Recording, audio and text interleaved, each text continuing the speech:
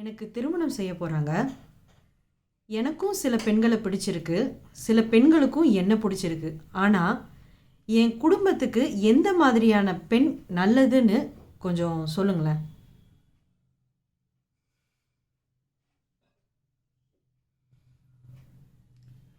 இந்த காலத்து பிள்ளை அது மாதிரிலாம் கேட்குறது. அவருக்கும் சில பெண்களை பிடிச்சிருக்கு, அவரையும் சில பெண்களுக்கு பிடிச்சிருக்கு. இப்போ எந்த பொண்ணை செலக்ட் பண்ணுறதுன்னு அவருக்கு கன்ஃபியூஸாக இருக்குது. ஆனால் இது ஜாதகம்லாம் அனுப்பாமல் பொது கேள்வியாக கேட்டிருக்காரு. பொதுவான கேள்வி, எங்கள் குடும்பத்துக்கு ஏற்ற ஒரு பெண்ணை எப்படி தேர்ந்தெடுக்கணுங்கிறத ஒரு கேள்வியோட அர்த்தமாக எடுத்துக்கொள்ளலாம். பொதுவாக எப்படி பொண்ணு எடுப்பாங்க அப்படின்னாக்கா, அந்த காலத்தில் நாங்கள் சாஸ்திர ரீதியாக பேசிக்கிட்டு இருக்கிறோம். அதை கொஞ்சம் காலத்துக்கு ஏற்ற மாதிரி பேசிக்கிட்டு இருப்போம், அவ்வளோதான். நற்குடி பெண்கள் அப்படின்னு சொல்லுவாங்க. நல்ல குடியிலேருந்து, நல்ல குடின்னா நல்ல குளங்கோத்திரம் பார்த்து பொண்ணு எடுக்கணும்னு அர்த்தம். நல்ல குளத்திலேருந்து நல்ல குடியிலேருந்து பெண் எடுப்பார்கள் அப்படின்னு சாஸ்திரம் சொல்லுது. அப்படி தான் நம்ம எல்லாம் அந்த காலத்துலேருந்து அப்படி எடுப்பாங்க. அந்த மாதிரியான பெண்கள் என்ன சொல்லுவாங்கன்னா, குலவிளக்குன்னு சொல்லுவாங்க. கேள்விப்பட்டிருக்கீங்களா? குலவிளக்குன்னா என்னன்னு? ஸோ குலவிளக்கு அப்படின்னு சொல்லுவாங்க. இப்போ என்ன மீம்ஸ்லலாம், ரீல்ஸ்லலாம் குடும்ப குத்து விளக்கு அப்படி இப்படின்னு எல்லாம் சொல்லி பாட்டு போடுறானுங்க, சினிமாவில் பாட்டு போடுறானுங்க, ரீல்ஸ் போடுறாங்க. இதெல்லாம் இருக்குது. அதுக்கான உண்மையான அர்த்தம் என்னன்றது அவங்களுக்கும் தெரியாது, அப்புறம் நமக்கும் தெரியாது. குலவிளக்காக போற்றப்படக்கூடிய பெண்கள் எப்படி இருப்பாங்க நான் சொல்கிறேன். உங்களால் முடிஞ்சதுன்னா இதை செக் பண்ணி நீங்கள் பொண்ணு எடுத்துக்குங்க. சொல்கிறேன் பாருங்கள். அந்த மாதிரியான குலவிளக்குக்கூடிய அடிப்படை குணம் என்னவா இருக்கும்? முதல்ல அகங்காரம் மற்றும் ஆங்காரம் இருக்காது. அங்காரமாக பேசுவதோ அகங்காரமாக பேசுவதோ இருக்காது. சவுண்டாக ஒசத்தி அப்படி பேச மாட்டாங்க. அகங்காரமாகவோ ஆங்காரமாக பேச மாட்டாங்கன்னு அர்த்தம். ரெண்டாவது, கெட்ட பழக்கங்கள் எதுவுமே இருக்காது. குலவிளக்கான பெண்களுக்கு கெட்ட பழக்கங்கள் எதுவும் இருக்காது. புகைப்பிடிக்கிறது, மது அருந்துவது, போதைப் பொருள், கஞ்சா போன்ற போதைப் பொருள், ட்ரக்ஸு இவைகள் இருக்காது. அந்த மாதிரியான பழக்கங்கள் இருக்காது. இன்னும் சொல்லப்போனால் அந்த மாதிரி பழக்கம் இருக்கிறவங்கள கூட பிடிக்காதுன்னு அர்த்தம். அப்படி சரி, இவங்களுக்கு அதெல்லாம் இருக்கக்கூடாது. புகைப்பிடிக்க மாட்டாங்க, மது அருந்த மாட்டாங்க, எந்த போதை வஸ்துவும் தொட மாட்டாங்க. அப்புறம் ஆபாசமாகவோ அசிங்கமாகவோ அவங்களோட பேச்சோ செயலோ இருக்காது. ஆபாசமாகவோ அசிங்கமாகவோ அவங்களோட பேச்சோ செயலாக இருக்காது. அவர்களது நடை, உடை, பாவனை, சொல்லு, செயல் இவை அனைத்தும் ரொம்ப நாகரிகமாக இருக்கும். ரொம்ப நாகரிகமாக இருக்கும். இது அவர்களுடைய நடை, உடை, பாவனை, சொல்லு, செயல் இவைகள். இதை பார்க்க தான் ஒரு ஆளை பெண்ணு பார்க்க போகிறதெல்லாம் அவங்களோட நட, உடை, பாவனை, சொல்லு, செயலெல்லாம் பார்க்குறது தான் போவாங்க. அவங்க என்ன தான் அலங்காரம் பண்ணி எல்லாத்தையும் ரெடி பண்ணி வச்சுருந்தா கூட அதிகமாக மூடி மறைக்க முடியாதுன்றது தெரிஞ்சிடும். அது மாதிரி அதை பார்க்குறதுக்கு பர்டிகுலராக இந்த நாகரிகமாக ஆடை அணிகிறேன்னு சொல்லிட்டுவாங்க. நாகரிகமாக ஆடை அணியலாம், எவ்வளோ முடியுமோ அவ்வளோ நாகரிகமாக அணியலாம். நாகரிகமான ஆடையில் நெஞ்சு பகுதி மற்றும் தொடைப்பகுதி, இதன் பிளவு பகுதி, நெஞ்சோட பிளவு பகுதி மற்றும் தொடையின் பிளவு பகுதின்னு சொல்லக்கூடிய பகுதிகள் முன்னாடி, பின்னாடி, மேலே, கீழே அப்படின்னு எங்கேயுமே அந்த பிளவு பகுதி தெரியக்கூடாது. இப்படி தெரியாத அளவுக்கு, அந்த அளவில் எவ்வளோ வேணாலும் நாகரிகமாக ட்ரெஸ் அணிஞ்சிக்கலாம். பரிபூர்ணமாக இந்த பகுதி மட்டும் மறைக்கப்பட்டு இருக்கும். பரிபூர்ணமாக நெஞ்சு பகுதியும் தொடைப்பகுதிக்கும் இடுப்புக்கு பகுதின்னு சொல்லக்கூடிய பகுதி, முன்னாடி பின்னாடி அப்படின்னு சொல்லக்கூடிய பகுதி பரிபூர்ணமாக மறைக்கப்பட்டு இருக்கணும். பிளவுங்கிறது கொஞ்சம் கூட தெரியாத வகையில் அவங்களுடைய ஆடைகள் இருக்கும்னு அர்த்தம். சாதாரணமான நேரத்தில் பார்க்கலாம். பொண்ணு பார்க்க போகும்போது அப்படி இருக்காது இல்லையா? அவங்க பொண்ணு பார்க்க போகும்போது வேறு மாதிரி இருப்பாங்க, சாதாரணமாக வேறு மாதிரி இருப்பாங்க. எப்போவுமே சரி, வீட்டில் இருந்தாலும் சரி, வெளியே இருந்தாலும் சரி, பார்ட்டி வேராக இருந்தாலும் சரி, அல்லது ட்ரெடிஷ்னல் வேராக இருந்தாலும் சரி, ஃபெஸ்டிவல் வேராக இருந்தாலும் சரி, எந்த ட்ரெஸ்ஸாக இருந்தாலும் நீங்கள் அவங்களோட ரீல்ஸ் எல்லாம் நீங்கள் இன்ஸ்டாவில் போனீங்கன்னா ஒரு ஆளோட தராதரத்தை பார்த்துக்கலாம். நீங்கள் அவங்க எப்படியாப்பட்டவங்க, அவங்களோட ரசனை என்ன அப்படின்னு நீங்கள் தெரிஞ்சுக்கலாம். அவங்க ரீல்ஸில் பார்க்குறதெல்லாம் தெரிஞ்சுக்கலாம், இல்லை அவங்க ரசிக்கிறதெல்லாம் தெரிஞ்சுக்கலாம். ரசனை கூட ரொம்ப முக்கியம். ஒரு மனுஷன் எதை ரசிக்கிறான்னு தெரிஞ்சால் போதும். ஒரு ஆள் எதெல்லாம் ரசிக்கிறாங்களோ அவங்களுடைய கேரக்டரை நீங்கள் உணர்ந்துக்கலாம். எந்த பார்ட்டியை ரசிக்கிறாங்கன்னு தெரிஞ்சுக்கலாம். இப்போ இது எலெக்ஷன் டைமு, எப்படிப்பா நீ வந்து அவங்களெல்லாம் அடிமுட்டாள்னு சொல்கிற, இல்லை அவங்க காரில் இந்த கட்சி கொடி இருந்ததுன்னு சொல்லுவாங்க. ஸோ அந்த மாதிரி இந்த கட்சி கொடி இருந்தால் அவன் அடிமுட்டாள்னு முடிவு பண்ணிடுறாங்க.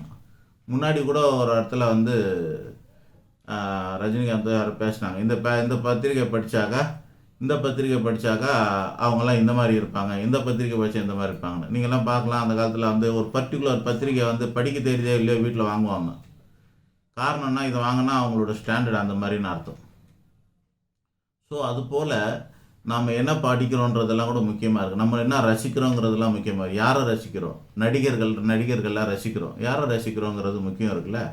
அந்த காலத்தில் எம்ஜிஆர் ரசிக்கிறவங்க இருப்பாங்க, சிவாஜி ரசிப்பாங்க. ஒரு சிலர் ஓப்பனாக சொல்லுவாங்க, நான் ஜெமினி கணேசன் ரசிகன்னு சொல்லுவாங்க. ஜெமினி கணேசனுக்கும் நிறைய ரசிகர்கள்லாம் இருந்திருக்குது. எனக்கு முன்னோர்கள், எனக்கு மேலே இருக்கிறவங்களாம் ரசித்தாங்க. எனக்கு மேலே இருந்தவங்கள எங்கள் அம்மா அப்பா காலத்துலலாம் அவங்களே ரசிச்சிருக்கிறாங்க. நாங்கள்லாம் எம்ஜிஆர் சிவாஜி காலம் வரைக்கும் ரசித்தோம். அதுக்கப்புறம் ரஜினி கமல் வரைக்கும் ரசித்தோம். இந்த மாதிரி இருக்குது. இப்போது விஜய் அஜித் வரைக்கும் ரசிக்கிறாங்க. அதுக்கப்புறமாவும் சில ரசிகர்கள்லாம் இருக்காங்க. அப்போ அந்த ரசிகர்களை ரசிக்கும் போதே அந்த கலைஞர்களை எந்த கலைஞரை ரசிக்கிறோம், எந்த நடிகையை ரசிக்கிறோம் அப்படிங்கிறதெல்லாம் இருக்குது இல்லையா.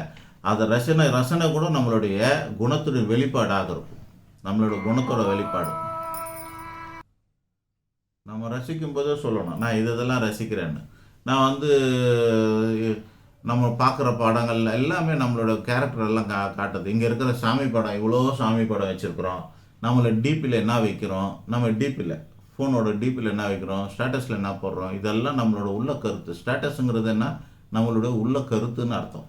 ஆக இங்கே இருக்கிற சாமி படத்தெல்லாம் எடுத்துகிட்டு நம்ம வந்து சினிமா நடிகை படமாக வச்சோன்னா என்ன ஆகும், நம்மளுடைய இமேஜ் எல்லாம் கெட்டு போய்டும்ல. சில பாருங்க நல்ல இது பண்ணியிருப்பாங்க, ஆனால் அவங்க வீட்டில் வந்து எம்ஜிஆர் படம் இருக்கும், சிவாஜி படம் இருக்கும். சில பேருக்கு வந்து தேசப்பற்றாளர்கள் படங்கள்லாம் இருக்கும். வீர சிவாஜி படம் கூட சில பேர் வச்சுருப்பாங்க. சில பேர் பாரத் மாதா படம் வச்சுருப்பாங்க. சில பேர் காந்தி படம் வச்சுருப்பாங்க. சும்மா பேருக்கு இப்போ நார்மலுக்கு ஃபார்மாலிட்டிக்கு. அப்புறம் வேறு வழி இல்லாமல் நீதிமன்றத்துலலாம் அம்பேத்கர் படத்தையும் காந்தி படத்தையும் வச்சுருப்பாங்க. அதெல்லாம் வேறு வழி இல்லாமல் வைக்கிறது. அந்த பொது இடங்களெல்லாம் அதெல்லாம் இருக்காது, அவங்களோட கொள்கையங்கள்லாம் இருக்காது, அது வேறு விஷயம். ஆனால் ஒவ்வொரு படமும் நம்மளுடைய மனநிலையை மாற்றும். நம்ம மனநிலையை மாற்றும். ரெண்டாவது நம்மளோட மனநிலையின் வெளிப்பாடு தான் நம்ம இந்த மாதிரி ஸ்டேட்டஸ் வைக்கிறது, படம் வைக்கிறதெல்லாம். ஸோ நம்ம என்ன ரசிக்கிறோம் அப்படிங்கிறது ரொம்ப முக்கியம். சினிமா நடிகைகளில் ஒரு நடிகை பேரை சொல்லி ரசித்தாங்கன்னு போகிறோம். ஒரு ஒரு ஒரு என்ன சொல்லுவாங்களே, 10 பேர் ஐட்டம் சாங் ஆடுற நடிகையை பார்த்து இந்த நடிகையோட ரசிகை நானுன்னு சொன்னாங்கன்னா அவங்களோட ரசனையை நம்ம என்ன நினைக்கிறது, அப்புறம் அவங்கள பற்றி நம்ம என்ன நினைப்போம், அந்த மாதிரி இருக்கு இல்லையா.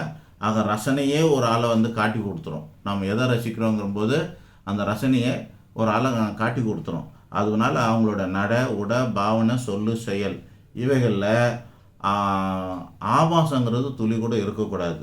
பேச்சாக இருந்தாலும் எதுவாக இருந்தாலும் ஆபாசங்க இருக்கக்கூடாது. உடையில் என்னன்னாக்கா, உடையை பார்த்தா எல்லாருக்கும் சொல்லுவாங்க, பொதுவாகவே எல்லோரும் ஸ்டாண்டர்டாக ரெடிமேட் டைலாக் ஒன்று வச்சுருப்பாங்க. உங்கள் கண்ணில் தான் கோளாறுன்னுவாங்க, கண்ணில் கோளாறுன்னுவாங்க. இல்லை அவங்க எண்ணத்தில் தான் கோளாறு, கண்ணிலெல்லாம் கோளாறு கிடையாது. அதெல்லாம் தவறே இல்லைன்னு சொன்னாங்கனாக்கா அதையே பார்த்துன்னு இருந்தால் ஒத்துப்பாங்களா? ஒத்துக்க மாட்டாங்க.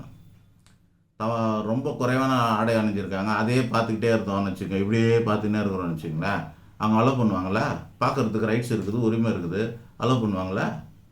அந்த மாதிரி கிடையாது. ஆக நான் அந்த உடை ரொம்ப ரொம்ப முக்கியம். உடை ரொம்ப ஒரு ஆளோட கேரக்டரை வந்து நம்ம வந்து கெஸ் பண்ணிடலாம் ஈஸியாக உடைய வச்சு. அவங்களோட நட, உட, பாவனை, சொல்லு, செயலுன்னு இருக்குது. அதில் மேலே தோற்றம் தான் first impression is the best impression. முதல்ல கோணல்லாம் முற்றும் கோணல் தான். அதனால் அந்த உடையில் வந்து முக்கியமாக அந்த உடைக்கு அளவு தெரியாது. சில பேருக்கு என்ன மாதிரியான உடன்றது தெரியாது. அதனால் இவ்வளோ ஓப்பனாக ஒரு ஆன்மீகவாதியாக இருந்தாலும் இவ்வளோ ஓப்பனாக அவங்களுக்கு சொல்கிறது இதுதான். இந்த உடையில் வந்து ரொம்ப கவனமாக இருக்கணும். எந்த மாதிரி நான் முன்னாடி சொன்ன மாதிரி நெஞ்சு பிளவு பகுதியில் மேலே 1 இன்ச்சு கொஞ்சம் கூட தெரியக்கூடாது. கீழே, அதுபோல் பின்னாடி முதுவெல்லாம் காட்டிட்டு ஃபுல் முதுவை காட்டக்கூடாது. அது முழுக்கவே முன்ன பின்ன மேலே கீழேன்ற மாதிரி எல்லா இடமே வந்து கவர் பண்ணி இருக்கணும். அதுதான் நாகரிகமான உடை. அந்த மாதிரியான அமைப்பில் நீ எவ்வளோ வேணாலும் நாகரிகமாக நீங்கள் இந்த வெறும் சின்ன பிரின்சிபல், இந்த கொள்கையை மட்டும் கடைபிடிச்சு நீங்கள் எவ்வளோ வேணாலும் நாகரிகமான உடையை அணியலாம். காலத்துக்கு தக்கவாறு அணியலாம். இதில் மட்டும் நீங்கள் வந்து பண்ணக்கூடாது. இதுதான் அவங்களுடைய அமைப்பு. அப்புறம் ஒரு வேளை லவ் மேரேஜ் ரொம்ப முக்கியமான விஷயத்துக்கு வர. லவ் பண்ணுறாங்க, பண்ணிக்கலாம், தப்பு இல்லை. காதலை வந்து சங்க காலத்து முதல் கொண்டு எல்லாரும் அங்கீகரிச்சிருக்காங்க. அதனால் காதலுங்கிறது தவறான விஷயம் இல்லை, காதல் பண்ணலாம். இருந்தாலும் கட்டுப்பாடோடு இல்லை காதல் பண்ணியிருக்கணும். அது கட்டுப்பாடோடு பண்ணியிருக்கணும். காலம் கடந்து போச்சு, இந்த காலத்தில் இப்படியா அப்படி இப்படின்னு நீங்கள் கேட்கலாம். சாஸ்திரம் சொல்கிறத நம்ம சொல்கிறோம். காதல் பண்ணியிருக்கலாம், ஆனால் எல்லை மீறி இருக்கக்கூடாது அப்படின்றது அமைப்பாக இருக்கிறது. யாரோட காதலனோடவே எல்லை மீறி இருக்கக்கூடாதுங்கிறது சாஸ்திரம் சொல்லக்கூடிய அமைப்பு. அதனால தான் கல்யாணத்துக்கு அப்புறமா முதல் இரவுன்னு சொல்கிறாங்க. எல்லை மீறிட்டால் அது எப்படி முதல் உறவாக இருக்கும், முதல் இரவாக இருக்கும். அதனால் சாஸ்திரம் சொல்கிறத நான் சொல்கிறேன். எனக்குன்னு தனிப்பட்ட கருத்து கிடையாது. சாஸ்திரம் சொல்கிறத நம்ம சொல்கிறோம். ஆக காதல் செய்வது குற்றமில்லை. ஆன்மீகம் அலோவ் பண்ணுகிறது. அப்புறம் நம்மளுடைய கலாச்சாரம் அலோவ் பண்ணுது. நம்மளுடைய புராணம், இதிகாசம் எல்லாமே அலோவ் பண்ணியிருக்குது. ஆனால் கட்டுப்பாடோடு காதல் செய்யணுன்றது நமக்கு விதித்திருக்கிற நியதி. அதுக்கு ஆதாரம் என்னன்னா, நம்ம இப்போ சொல்கிறது தான். ஃபர்ஸ்ட் நைட் ஒன்று வைக்கிறோம், முதல் இரவுன்னு வைக்கிறோம். இந்த முதல் இரவுங்கிறது எதுக்காக வைக்கிறாங்கன்னா, முதல் முறை நடந்தால் தான் அது முதல் இரவு. ஏற்கனவே நடந்துதான் அது பேர் முதல் இரவாக இருக்க முடியாது. கரெக்டாக? இல்லைங்க அதெல்லாம் பகல்லைங்க, இது இரவுங்க, அதெல்லாம் நம்மளால் உங்களுக்கு விளக்கம் கொடுத்துன்னு இருக்க முடியாது. ஆக தவறு தான். இது வந்து நிறைய ஈஸியாக இப்போல்லாம் வந்து பிரேக்கப்னு 10-15 பிரேக்கப்லாம் போயிட்டுருக்குது. ஒரு லிஸ்ட்டு ரொம்ப லென்த்தியாக போகுது. நிறுத்துன்னு சொல்லுவோம் ஆடியோவில். அந்த மாதிரி லென்த்து போயினே இருக்கு. அப்போ வரைக்கும் இவர், அதுக்கப்புறம் அவர் பிரேக்கப் ஆச்சு, இவருக்கு அப்புறம் இவருக்கு அப்புறம் இவங்களுக்கு அப்புறம் இவங்கன்னு லிஸ்ட்டு போடக்கூடாது. அதெல்லாம் வந்து நாகரிகம் கிடையாது, அது அநாகரிகம் தான் அதெல்லாம்.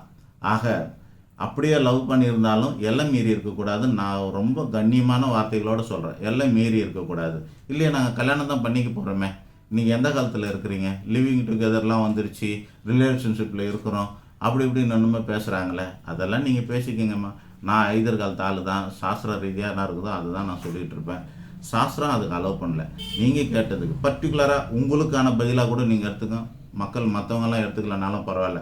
கேள்வி கேட்டதுக்கான பதில் இதுதான். ஆக காதல் செய்திருந்தாலும் எல்லை மீறி இருக்கக்கூடாது. இதுதான் முக்கியமானது இருக்குது. சுருக்கமாக சொன்னால் ஒரு பொண்ணோட இலக்கணம் என்னவாக இருக்கணும்னா, அச்சம், மடம், நாணம், பயிர்ப்பு ஆகிய நற்குணங்கள் இப்போ நான் சொன்ன இந்த கேரக்டரில் இருக்கும். இதெல்லாம் நான் சொன்னபடி இருந்தாங்கன்னா அவங்கக்கிட்ட வந்து இந்த மேற்கூறிய இந்த 4 குணங்களும் அவங்கக்கிட்ட இருக்கும்னு அர்த்தம். அவங்க தான் குலவிளக்குக்கான அல்லது குடும்பத்துக்கு ஏற்ற பெண்ணாக இருப்பாங்க. நற்குடியில் பிறந்த பெண்கள் என்பவருக்கு அடையாளம் இதுவாக இருக்கும் அப்படின்னு நம்ம சொல்கிறோம். அப்போ நீங்கன்னா பெண்களுக்கு மட்டுமே கட்டுப்பாடெலாம் வச்சுருக்கேன், ஆண்களுக்கு இல்லையானா, அந்த மாதிரி யாராவது கேள்வி கேட்டாங்கன்னா அப்போ நான் சொல்கிறேன் ஆண்கள் எப்படி இருக்கணும்னு சொல்லிட்டு. நன்றி, வணக்கம்.